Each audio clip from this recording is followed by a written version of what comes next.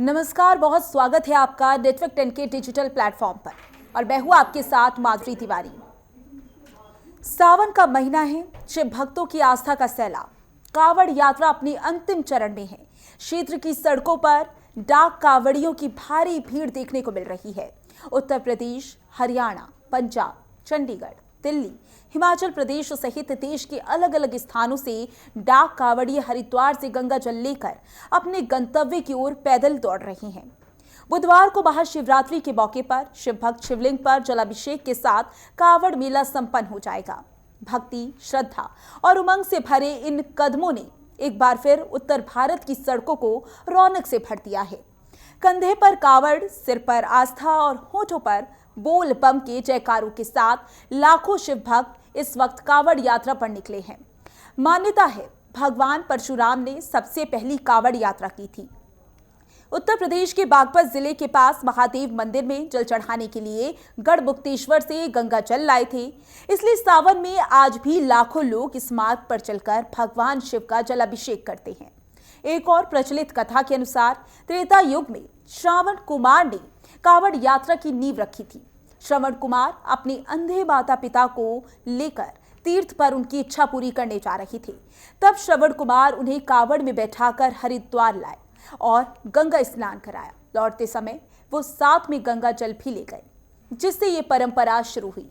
प्राचीन ग्रंथों में इसके कई उल्लेख तो मिलते ही हैं, लेकिन आधुनिक रूप में भी ये यात्रा 1960 से 70 के दशक में तेजी से फैलनी शुरू हुई। पहले ये स्थानीय स्तर की यात्रा थी, जो अब करोड़ों लोगों की आस्था बन चुकी है। अब आपको ये भी बताते हैं क्यों शुरू हुई कावड़ यात्रा।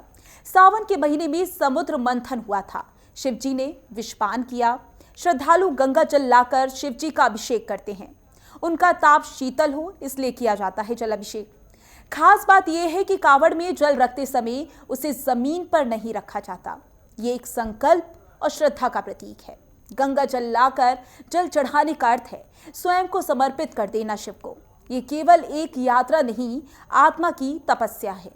कावड़ यात्रा के दौरान श्रद्धालु की भारी भीड़, ट्रैफिक जाम और सुरक्षा के मद्देनजर प्रशासन ने 1 जुलाई से ही कानून व्यवस्था को लागू कर दिया था। सुरक्षा व्यवस्था के इंतजामों की बात की जाए तो इस बार कावड़ यात्रा पर ड्रोन से निगरानी रखी गई, सीसीटीवी कैमरों की तैनाती की गई, महिला पुलिस बल की तैनाती की गई, रूट डायवर्जन, अस्थायी कंट्रोल रूम, मेडिकल कैंप भी लगाए गए। ये भी आपको बताते हैं कि कावड़ यात्रा के प्रमुख मार्ग कौन कौन से थे। Haridwar, Delhi, national highway NH58, Meerut Bijnor Moradabad route, Saharanpur Haridwar मार्ग, गाजियाबाद हापुड़ गढ़मुक्तेश्वर रूट, शामली, मुजफ्फरनगर बागपत होकर गुजरने वाले मार्ग, ये प्रमुख मार्ग हैं। शिवरात्रि के मौके पर बड़े जलाभिषेक स्थल के बारे में भी आपको बताते हैं। काशी विश्वनाथ, जो कि वाराणसी में है, बाबा बैद्यनाथ झारखंड के देवघर में है, केदारनाथ, महाकालेश्वर, त्र्यंबकेश्वर, नागेश्वर, सोमनाथ, ओमकारेश्वर जैसे 12 ज्योतिर्लिंग हैं। सावन के पावन महीने में लगातार शिव भक्तों का जत्था शिवालयों में जलाभिषेक के लिए उमड़ रहा है। ये सिलसिला जारी है। प्रयागराज, वाराणसी, अयोध्या, मथुरा, लखनऊ, गोरखपुर समेत सभी जिलों में श्रद्धालु भगवान शिव की उपासना के लिए पहुंच रहे हैं। बुधवार को सावन की शिवरात्रि है। इसे लेकर भोलेनाथ के भक्तों में उल्लास नजर आ रहा है।